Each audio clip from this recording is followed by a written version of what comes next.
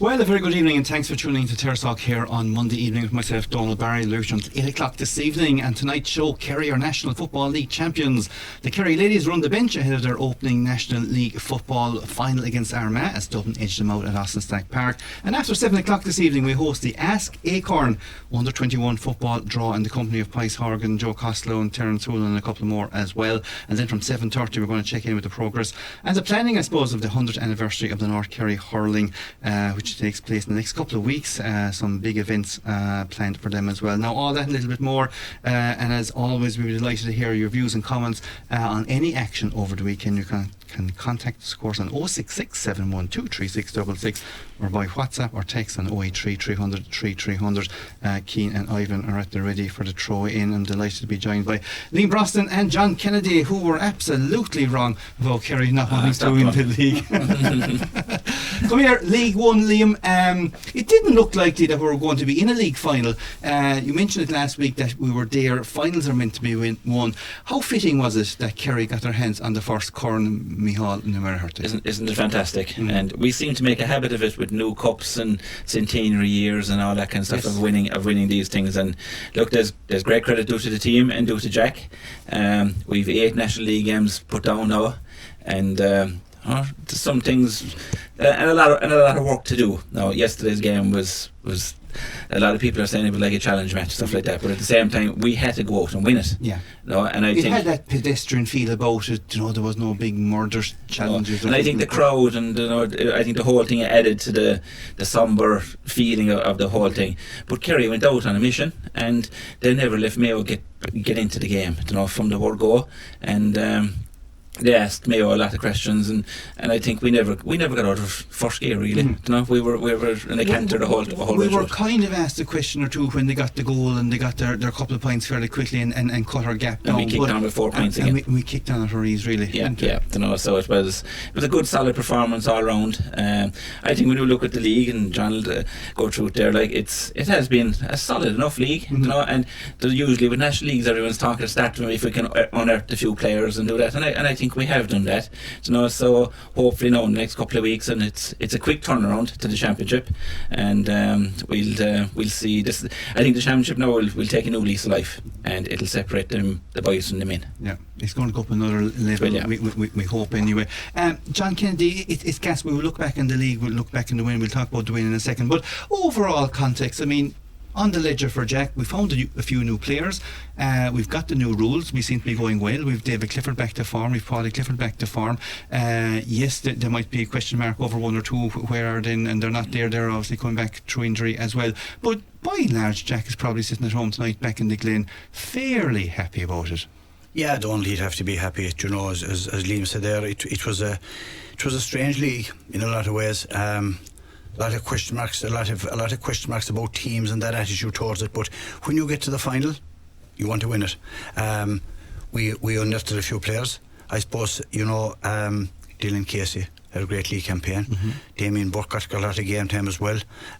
Joe O'Connor has had a serious league campaign, in fairness. He probably is even though we know Joe O'Connor with years and he was Kerry captain and everything, this in many ways is his breakout year. There's no doubt. The injury came at a bad time for him. We had said it like it was an important year, and he's come back really well. He's rejuvenated. He's back to his best. He has a great engine. He's playing with heads up football. He's attacking and he's kicking scores as well. But his fetching is excellent. He pulled down a few great balls yesterday again. Mike Breen has slotted in seamlessly without any great fuss into centre back, and Tyg Morley's fitness we're not so sure, but you have an all-star on the sideline that adds to the bite for the championship, and Mike, he's improving every game. And yesterday in particular, I mean, I suppose when you're a new player, and again he's not a new player in a sense, he was back since Peter Kane's time, he gave him his debut and the whole lot, but he's getting more control of his position. He's more of a centre back now, and he's coming forward now, and he's playing some delightful balls into the forwards, and a great ball to David Clifford at one stage yesterday as well. So I mean, he's adding all that to his game. Yeah, he does. He's playing very sure. good. He doesn't panic. As you said, he looks up. He's giving in good ball. He's holding the centre, and he's in authority really. And I suppose up front, the Cliffords are on fire. We've said it several times in the past. How good was Paddy yesterday? Paddy's excellent. We've said that so many times, and there's people that often say to us, me in particular, I'd say when I'd meet him or Liam, we've said this, you're overhyping Paddy, but Paddy Clifford is playing outstanding football. A person texted me yesterday, he told me that Paddy now was better than David. Or maybe more valuable. His role is crucial to Kerry. His work rate, his heads up football, his passing, his kick passing is excellent. He goes in and he can mix it, and he's adding scores to it as well. He's crucial to us. He kicked 3 great scores yesterday, but he was involved in about 1-8, I'd say. Yeah. David is flying, and I'll have to talk today about David, the way he was being treated, and I thought that to be fair to Donal McHugh, did he do anything outside of the rules? Was there anything sinister? No. He was pulling and dragging a course off the ball, and how are you going to mark David Clifford? It isn't Donal McHugh's fault. It is the fault of the referee. Persistent fouling, what you do about it? You give a card, and if it continues you give another one. It didn't happen, but David was on fire, and Paul Gainey's form in the league. Yeah. He's rejuvenated. He's rolling back the years. 2 particular intercepts yesterday. They weren't his balls at all. He came and he won them. The Mayo man waited. Paul darted in and won the ball. He's sharp as a nail, and he's kicking great scores. And the 3 of those up front, it is easy fit in around them because the boys are so hard to mark. They're taking the attention. And with the new rules now, exactly, it opens up front. Let's talk about 3 fellas up the front and the Kerry goal. I mean, how good was it? How rehearsed was it, maybe, in a sense as well? It was a short kick. David went in, tipped it across, Paddy gathered it, and Paul Gainey, of course, stepped off to the side, made the space, and a tap-in goal. Yeah. We will see a lot more of this, I wonder. We will, because teams are pushing up on kick-outs now. They're really putting pressure on kick-outs, and goalkeepers maybe are panicking a small bit then as well, because I think yesterday alone kick-outs, Mayo had 30 kick-outs and they only won 15 of their own. So if you lose 1 or 2 long, you're inclined to go short a small bit, so that's when you couldn't maybe get a turnover, and David got a great hand in. But we've been doing it all year. I think it was about our 17th goal all year. Yeah. And it's that extra pass which I liked. The one we were doing that with the last couple of years, but we were punching it over the bar. But now we're giving that extra pass across, and it's a nice palm into the net. So it was well worked goal, and you couldn't get 3 the best on the ball. It was nearly a bad return 1 goal, wasn't it, considering the form we had with goals and the amount of goals we were scoring. But we tended to take a lot of scores, but we left a nice bit behind us as well. We left a nice bit behind us, yeah. I think I just have the shots here. We had 35 shots altogether, Donal, and we scored 19 out of 35, which we probably won't do in Championship. We ran about percentages last week. We were up around the 70s. This was only about 54%. So we'd probably have to tone that up a small bit coming towards the Championship. But look, we're creating the chances, which is great, because before we were always looking at 1 or 2 players to do the business for us. Now we have, I know Tom Sullivan came up and he fisted that for 1 wide, and we were kind of saying, look, we're getting into them positions, and we're getting different players on the ball in positions, because we know come the end of the Championship, the likes of David and Paddy will be man marked. Now it's very hard man mark a man on the new rules anyway, unless you're a very good marker, but the likes of Jimmy McGuinness, they will come up with some sort of, so we will need other guys to chip in, and I think we have the players with the calibre to do that. Interesting about Tom Sullivan yesterday. He tipped that 1 wide, of course, but he won the next ball. The ball came out. He looked very fresh as well. He got the breaking ball straight away, which is a great sign, and get back involved as well. John, a lot of talk about the whole new rules and the structure and the whole. We've gone through a whole league series now. We know what the rules are going to be for the Championship. The rules that will suit us. There's no doubt. Liam has said that several times in the past. It suits a footballing team. It suits a kicking team. And our kicking yesterday, the Micheál Burns had a goal chance, but it was a superb kick over the top. He was a great save by Reep. Probably should have put it away. The other move, which was I think 2 kicks up the field, was Graham O'Sullivan, and the view from behind the goals. Right, yeah. It was just at the wrong side of the post, inches. Yeah. But we are playing heads up stuff. We were in here several times. We're not being critical, but we're talking on what we see in the matches.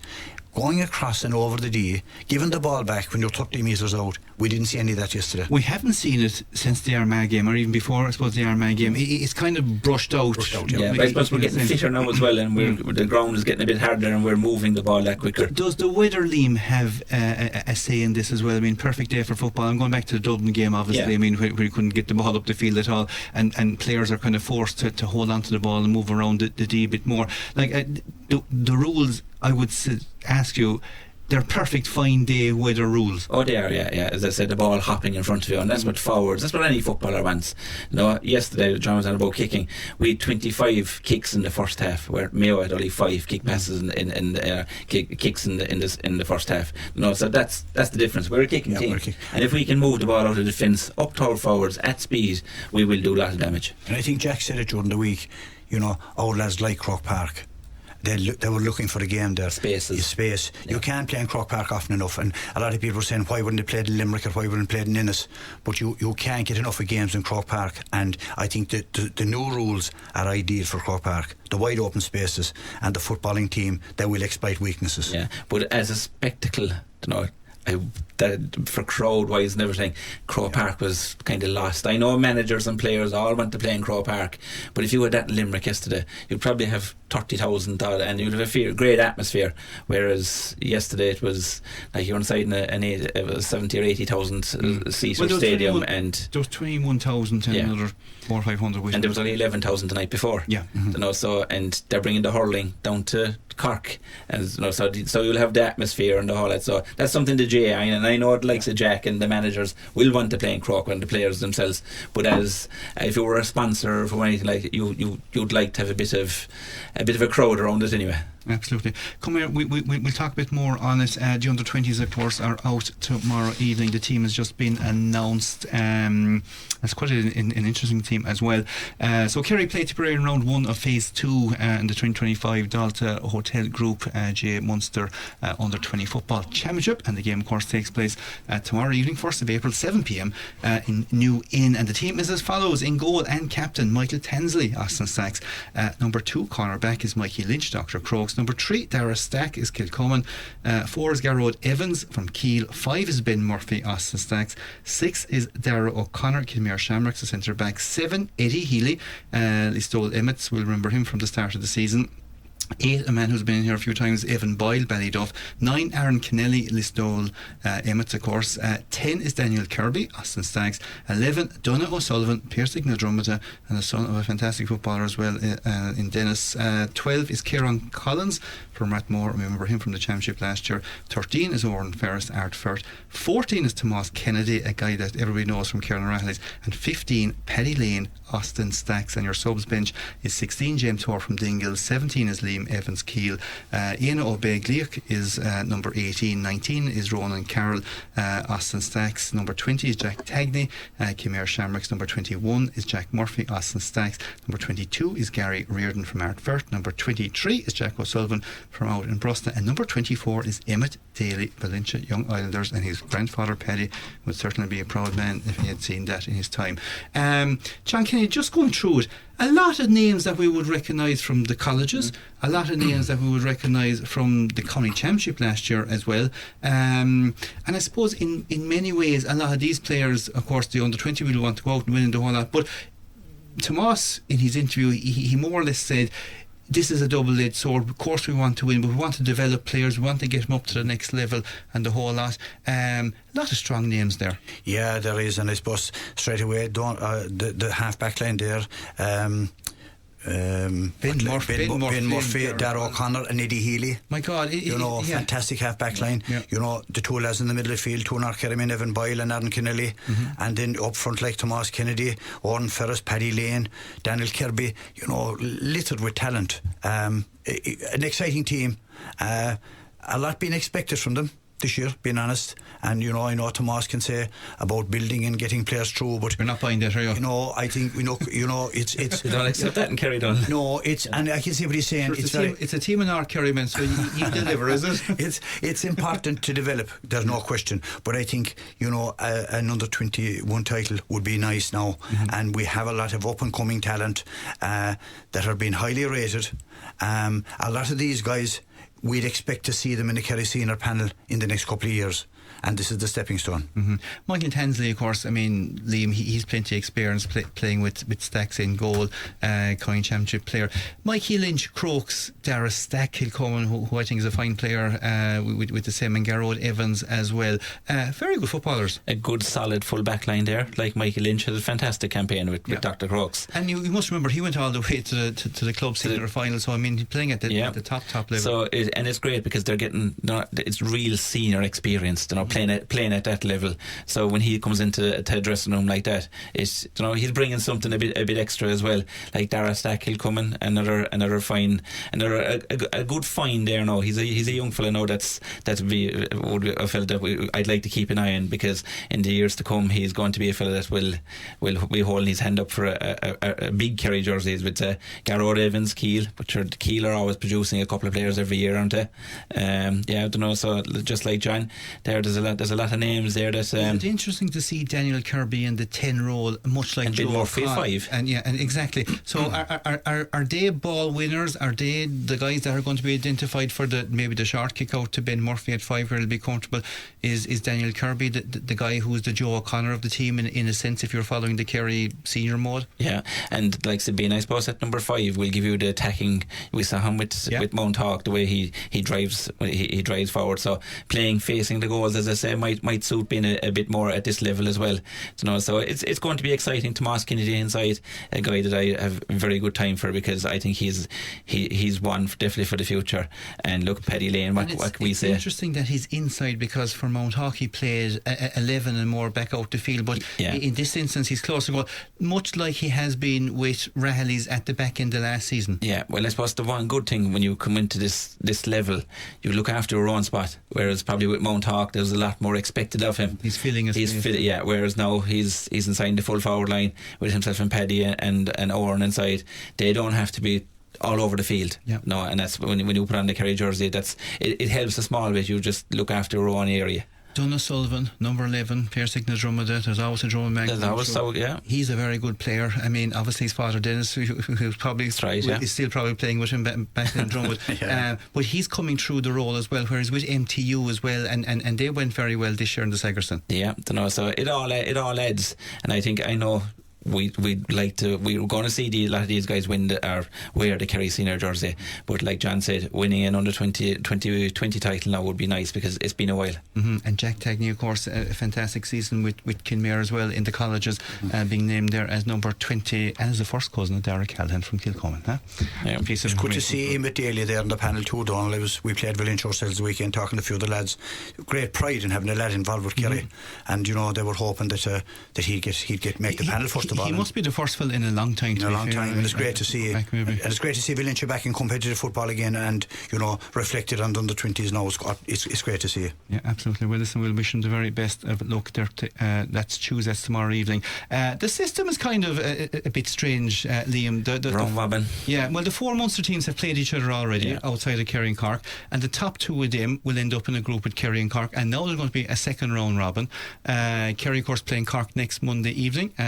The game you can hear at the back end of Terrace Talk. We'll get you the free tickets, lads. Don't you worry. Thanks. Yeah, we will put you in there. There'll be no panic. Go here. We'll take a quick break. Welcome back to Terrace Talk. Of course, we're discussing the National Football League campaign, in which Kerry are the Division 1 champions. Wasn't it great to see Gavin White, of course, lift the cup, and mention, of course, Micheál Murray Hurtig straight away as well, fitting in so many ways, I suppose, as a Kerry man. Joined in studio, of course, with John Kennedy and Liam Brosnan. On the line now is Andrew Moynihan. Good evening, Andrew. Evening, Donal, lads. You kind of predicted that this was going to be a handy enough win. It turned out that way, Andrew? It did in the end, I suppose, when you look at it from the outset. Mayo are out again next weekend against Sligo. Were they going for the game fully? Yesterday, I suppose it's a national title. You never say no to that sort of thing, but there was definitely, maybe in the last 5 minutes, a sort of resignation from Mayo. Maybe is a slight eye to next weekend. The fact they are out again with Sligo. Meanwhile, we're off to Portugal for a week, so I think I know where we'd rather be heading next weekend. But when you have stuff like that, when you have the whole championship structure the way it is, it's probably not too surprising how that game kind of filtered out in the end. Although I think in the second half, what I was happy with when Mayo got that burst, when they got that bit of chaos, which they absolutely thrive off, they got the goal. And then just seconds after, Ryan O'Donoghue who got the 2-pointer from free. It's a 3-point game all of a sudden, and we're under pressure. And it was one thing that I was kind of looking forward to maybe seeing a small bit. How do we deal with this? Because, it's a thing that time and time again we say, geez, under pressure, we just kind of begin to lose the head a small bit. But I thought yesterday we had some leaders under that pressure, and we kind of regained a 6-point lead within 5 or 6 minutes. I thought Tony Brosnan, when he came off the bench, he was brilliant. He moved the ball well. He got a point. He assisted David for one as well. Dylan Casey, Gavin White and Jason Foley, they all won turnovers within those kind of 6 minutes, and they finished very strong from there. So I think that's the biggest takeaway I took from yesterday, that, under that sort of pressure, we had those sort of leaders in Tony, in the defence, and even David Clifford as well. Mm-hmm. And especially at that stage, that was the 53rd minute, it was 1:15, 1:12, Kerry. But the two subs, Burns and O'Begley were hauled ashore. I suppose the tank was empty, and Conor Gainey and Tom Sullivan in particular. How pleased will Kerry fans be to see the likes of Tom O'Sullivan getting back in? It's an absolute joy to see, and it's just a great sign that we're able to bring back in Tom O'Sullivan and even bring on Conor Gainey as well, Tony Brosnan. These are all great options off the bench. I'm sure Tom will be looking for his spot back in the start 15, as will Tony Brosnan come championship. So then, let's say they replace players like maybe Dylan Casey or Micheál Burns. Those fellas can come off the bench, and all of a sudden you have lads fighting for great positions. And that's not even to mention Shawnee O'Shea, who's yet to come back. Damien Burke's had a great league campaign. We're building up a bit of depth all of a sudden, and there's good reasons to be excited. As I think Micheál Burns said after the game, there's exciting times coming up for the Kerry team. Mm-hmm. Jack is heading to Portugal. Everybody says, the training trip and off to Portugal and the whole lot, and seeing more intercompany teams are heading off there. They're probably all talking to each other over there. How important is that aspect of it to get them, I suppose, out of the country for 4 or 5 days and to get down training and maybe talking tactics and the whole lot? How important will this be for the Kerry team? Absolutely, it'll be hugely important, not just in terms of what they do on the field, but off the field as well. I'm sure there'll be plenty of team building exercises, plenty of maybe sing-songs or something like that, just to get the chemistry going. There's lads on that trip who are heading away for the first time with a Kerry team, and they might know a fella, their cornerback, their stuff like that. They might know him too well. That's time to build up relationships. That's the time to build up bonds, and it can only mean good things. It's a fright when they're paying cheaper for a trip to Portugal and a trip to Cork or Dublin, or I think it was up north they were also thinking of heading. So I think it can only mean good, and those trips to Portugal, there's always great reviews coming back from them, and it's great to get away, I suppose, for the week. And I suppose lay down a couple of things for championship. One of the things maybe they could be looking at come championship is it hasn't affected us too entirely in the last couple of games, but maybe do we look at how we implement the 2-pointer a bit more into our game? I think Shawnee O'Shea leads us in the 2-pointer, so when he comes back into us, would he be the man that kind of takes on that 2-pointer role? It hasn't affected us largely in the last couple of games, but I think when you come into championship, I think there'll just be that bit more of a need, because we saw it on Saturday night. Rory Began was just kicking 2-pointers from anywhere. You couldn't foul Moynihan inside 60 metres. So there'll be stuff like that, maybe a few tweaks that Jack and Co will be looking at in Portugal. Mm-hmm. He might make a call down to Rahali's there and talk to Jack Savage. Four 2-pointers he kicked the last day against Spa in the last couple of minutes of the game, just to kind of push him on. So there's plenty of players out there that can do it. Quick couple of comments. You can stay on the line with us there, Andrew. Yeah. John Kennedy, here we go. Why did they keep pushing and dragging David? Can the referee do anything about it? It's horrible to watch. Lixnan caller, a hurling man, no doubt, maybe, or a Finuge man, but yeah, I said it earlier on, Donal. To be fair, not defending Mayo in a sense, there were fouls and the ref gave a free against them, and your man ran up enough of them and got a yellow card. Everything is within the rule in that sense, is it? Yeah, there was nothing sinister, or there was nothing clattering off the ball, and it was pulling and dragging. But it's very difficult on 1-on-1 to mark David. Mm-hmm. Liam has said this several times. If we can isolate the lads inside, it's going to be very difficult. The man marking is the advantage is with the forward. And to be fair to Donal McHugh, he hit a day that David Clifford was bang on for him. Even though he missed a few. I was going to say he wasn't totally bang on for him. He left a nice bit maybe behind. But he was winning. Yes. He was getting the possession, and just some of the shooting was a little bit off. But that's he still ended up with 8 or 9 points. Yeah. And no mean. You end up in that. Exactly. It is massive. Liam, hello Joel. Kerry had a great game. Paddy Clifford was great. Joe O'Connor had the best day in a green and gold shirt. Kerry should have been more clinical in front of goals though. They left 3 behind them. Plus David Clifford kicked 5 wides. It's great that that they won. Cian O'Neill's doing a great job, plus the new backroom team as well. And Jack Carr knew what he was doing. That's Eilish around the corner in Tralee. Jack knew what he was doing. He knew what he was doing, I suppose. Yeah. All part of the plan. All part of the plan, yeah. Yeah. It's interesting that he deflected straight away the question that, oh, Jack, you're after win the league. Every time you win the league, you win the All-Ireland. Will this nonsense be following him all the way now till the end of July? Well, look, the Kerry team themselves, and Jack will take no notice of it, but it will come up in conversations and stuff like that and interviews. But no, look, it's a nice thing to have in our portfolio, really. And but I don't think it'll make any difference. I think the Kerry boys now will go to Portugal, they'll do their thing, and they'll keep the heads down from here now till July. Tour off. Hey guys, how are you? Your opinion on Kevin McStay's comment after the match that Kerry David Clifford paints the great picture in front of the referee and he's well-minded yesterday. Andrew, David painting nice pictures, or was it just a throwaway comment that Kevin McStay made in an interview that actually went on for about 12 minutes where he discussed other stuff as well? And to be fair to him, before that kind of either slipped out intentionally or unintentionally, he was saying that David is a great player, he's a great fan of his, he's lovely to watch, but he does get away with a small bit of stuff. That was kind of the inference there. Truth? No truth?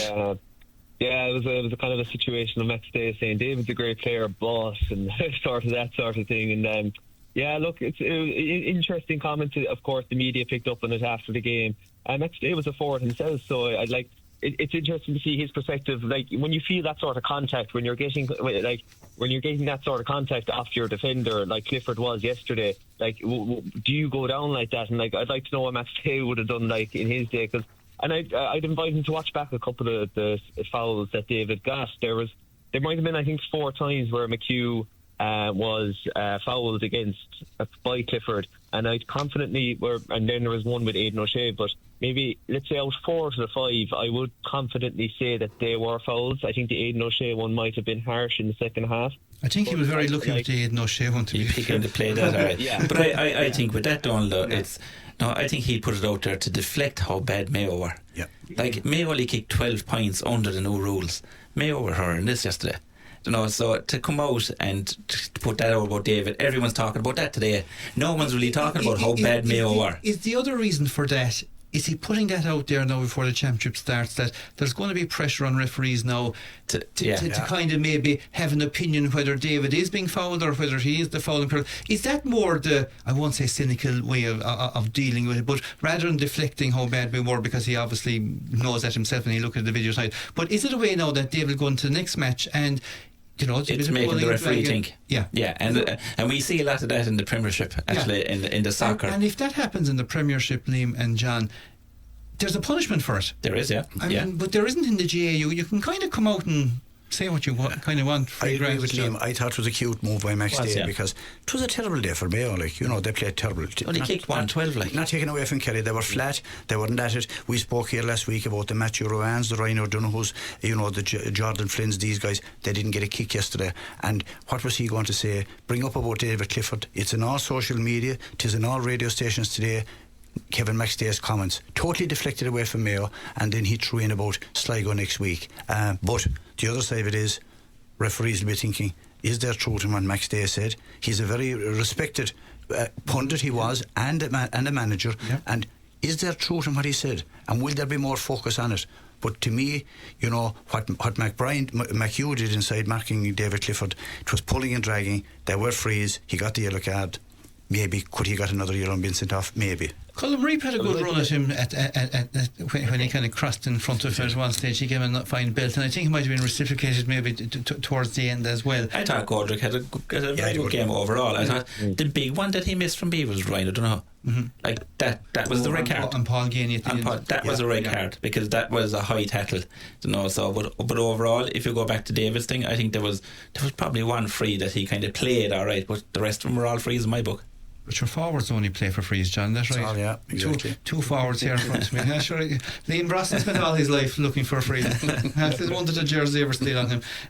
Donal, congrats to the Kingdom. Hope Sam Maguire will be joining Moynihan or Hertig on the Kerry sideboard later in the year. Now, that would be some conversation to have between the two of them. I'm sure it would, and I'm sure they're probably having that conversation wherever they are at the moment. Now, hi Donal, it's great that Kerry are the winners of the first Moynihan or Hertig Cup. They won't get too carried away as Mayo were poor. Oh, there you go. Liam, a fan. Kerry were very comfortable but still have plenty to work on. That's Charles out in North Kerry. Joe Langtry, good evening, Joe. Hello, Donal. Sligo are only laughing. They know that Mayo are not great and they're waiting for them in the long grass to ambush them. That would be some ambush now, coming out of Division 1 final and Sligo take you on, John. Yeah. It's not beyond the bounds of possibility. Sligo had a reasonable campaign, I suppose, in Division 3. I mean, they beat Clare. Yeah, they had a reasonable campaign, but I would expect Mayo to win the game comfortably, Donal, being honest with you. And maybe there's a little bit in it that Andrew said it there with 5-10 minutes to go. You know, Mayo didn't push on. You know, they have one eye on the championship next week, because a Connacht title is very important to Mayo, and you know, to win at the right side. Would it be more important than a national title, though, John? I had this debate today. I mean, the Connacht title comes around time and time again, to be fair, and they're in the mix, and Galway take a few, and Roscommon take a few, the whole lot. But they haven't had a national title in a while. But that's wrong, actually. They won the league a couple of years ago, to be fair to them. But there's still a bigger mass, you'd imagine, in a national title. Yeah, you'd imagine a national title. You know, the two main ones are the Sam Maguire and the league title, and you know, it's a national title. People don't throw it away. Mayo haven't won that amount that they could say we won't go for it. You know, and when you're in a final, you know, with all due respect to Sligo, you'd imagine they'd have kicked on and went for it, but they didn't. And but they were second best in the day. There's no question. Absolutely. My Kerryness there was forgetting the one that they beat us a couple of years ago. Hi, Donal, lads. There's a couple of things I'd love to say about the game yesterday. First, it was a great win to win the inaugural Micheál Murray Cup, but it was a poor game of football. Too much hand passing, and Kerry only barely got out of the second gear. I thought Kevin McStay's comments on David Clifford getting well looked after were way off the mark. From what I could see from the Cusick stand, Clifford was being pulled and dragged all day anytime he made a run for the ball. Andrew, and we'll finish on this. Is this what David is going to feature with? Because obviously the blanket defence isn't there no more with the new rules. You're not going to see teams maybe double marking him because they're going to leave another player free. I thought they left Micheál Burns free for a bit yesterday, and you saw him against Armagh, he was left free as well, and they double marked David. But by and large, the only tactic is going to be that bit of pulling and dragging from here on out. Yeah, I think that's what you're going to see in the future. And you look back to maybe the last couple of years where we knocked out a championship, maybe Mick Fitzsimons gets an awful lot of credit for his performance in 2023 on Clifford, and Barry McCambridge last year in the All-Ireland semi-final. Of course, before the new rules where you're able to employ a sweeper and able to kind of really just surround David whenever he got the ball. So it put a kind of an asterisk beside those man-marking jobs. But now you are down to one-on-one man-marking jobs like Donal McHugh yesterday. And even back in Castlebar a couple of weeks ago, Donal McHugh was just as tight, if not tighter, on Clifford. He did a better job on Clifford that day. Clifford maybe didn't have as best a day as he did yesterday, or where he got 8 points yesterday. So yeah, that's what maybe teams will have to resort to now. But I mean, it's very hard to stop a man like David Clifford, especially in Croke Park. He really just comes to life. And 8 points again yesterday. I particularly enjoyed the one, I think it was the end of the first half, where Mike Breed, who's had a great league, a great final performance, great assist to him. I think he had a goal and 8 points assisted throughout the league. He had 4 turnovers yesterday. He won a kick out, and that pass to David at just near the end of the first half was class. And he did great. Just a fantastic league overall. But as for David, it's going to be the conundrum for intercounty managers throughout the country. Who's the best man marker to place on David? So some interesting battles await as the championship beckons. Yeah, great win for Beaufort as well in the County League, beating Glenflesk. So everything going well for them. Themselves and Ballylongford now, the two teams on the top of form. 2 wins for Ballylongford. And Curra too as well. Yeah. 2 wins as well, yeah. God, Ballyfalmore have 2 wins. God, I'm we'll catch it up another day. But a big win for Ballylongford, of course, beating Dr. Crokes below there in Division 6 as well. We'll take a quick break. Before we go, guys, we'll look quickly back at the league campaign. We're talking about Jack being happy back in the Glen, having his cup of tea, looking at Skellig Rock or wherever he is, or maybe walking the dog or something. But it was a rough enough patch, because we came in here the first night we were all delighted because we beat Derry, and next thing we had a defeat, and the next thing the Dublin. It was a rocky enough trip. Oh, it definitely was rocky enough between the new rules and getting used to them, and I suppose look, the first couple of games, the conditions, between like the night against Dublin, when you look back at it, it was a game of two halves, and it suited no footballer really. But the one thing that stood out, that have stood out for me from then to now, is that our kickouts have really improved. When you look at it, we've scored 17 goals and 140 points. And that shows that we haven't gone near 2-pointers and haven't gone near it. Yeah, so we're a natural footballers. We always had natural footballers in this county, so we need to drive on now and keep pushing that way. That attack. Our defenders, they're good enough to defend as well, and I'm sure the management will come up with different systems. But our main thing is keep attacking, not over and back sideways. When we have forwards like the Paul Gainey and the Cliffords and the Dylan Gaineys, these guys, get the ball into them. Yeah. Because it's all about scoring now. The new rules is all about scoring, attacking. The other thing about a short season, and such a short season, is injuries. John Kennedy, and of course nobody wants injuries, and you want to have your fittest team out. Andrew touched on it. We're building up kind of a support unit now on the panel and the bench. Are we there yet though? No, we're not there yet. We're, we said it earlier on, the two Cliffords up front, we don't want anything to happen to those. We need Dermot, Shawnee back. Tom Sullivan made an appearance yesterday, great to see him back. It's all about building, because the intensity of it, we said earlier on, that competition won't really start in the quarter final, but you still have championship games to play. You are going to pick up injuries, the intensity in training. You need guys to be at the level, and we have quite a few. And I think Sean O'Brien, we didn't mention him, he had a decent league campaign as well. Graham O'Sullivan's been tried to wing forwards, and we have options. But the Mike Breen inside, the Joe Connor in the middle, Barry Dan, we have competition for places, but we want to avoid the injuries, and we definitely want to see Dermot and Shawnee back. You've had a look, John Kennedy, at all our prospective, I suppose, opponents. I mean, Division 2, with the best will in the world, it's hard to see somebody come out Division 2 and win the SEM. Yeah, it is, Donal. We were just speaking before the programme. You look at Ulster, you have Donegal, Armagh, Tyrone. You look at Dublin, you have Galway, Mayo, you have Kerry. I think Sam will come from those. That's a lot, but that's 7 out of 8. Who the 8 team will be? One of the quarterfinals could be of the soft variety. So whoever has that won't have a real competitive game until the semi-final, unless you're from Ulster. And if you're from Ulster, you're well tuned in for it. But it's so hard to call, because a lot of shadow boxing went on in the league. Were teams going for it? Weren't they going for it? That's gone now. From now on, they will be going for it. A team that impressed you, Liam, that you mightn't have thought about maybe 3 months ago? Yeah, I suppose our first outing against Donegal, I know everyone's talking about them, but they did impress me that day. No, they were lively, and under McGuinness, he will have a couple of tricks under his sleeve. I think I heard not now, they're going to be the fittest team in Ireland. And I think that's going to be a big thing come July, because we saw last year, against Armagh, when it went to extra time, our legs just weren't there. So that's why we're going to need the squad, and we're going to need our fitness to be. We need to be able to peak at the right time now towards July. So Donegal are the team for me now to keep an eye on. Yeah. Are you both heading into the championship fairly confident, or just grand? Oh, you'll be confident, Donal. We're in the mix, but we said that here when this win, I think the league will give us great confidence. It'll give us a bit of a boost. You have to win the national title now. We're heading away for a week. There's going to be, like Andrew said, the bit of bonding will be on, and so there'll be a bit of pep in the step. And what teams are talking about. People are talking about Kerry now again. With the last couple of weeks, we were kind of maybe 4th or 5th. Now after our last 3 games, we're kind of after climbing up now again to maybe slight favourites behind Donegal or whatever. So it's nice to see the green and gold being talked about again. And I suppose, Donal, Limerick, we'll have to mention him, Jimmy Lee, fantastic victory against unbeaten Wexford. Mickey Hart has done the business again with Offaly. Wasn't it refreshing to see young lads smiling in Croke Park yesterday and playing with a bit of abandon? What a victory. And then we talk about Peter Kane and Clare. He beat both those teams. And then Monaghan, life after Conor McManus, it's still there. Micheál Brannigan, outstanding. Fair play. We'll go to news.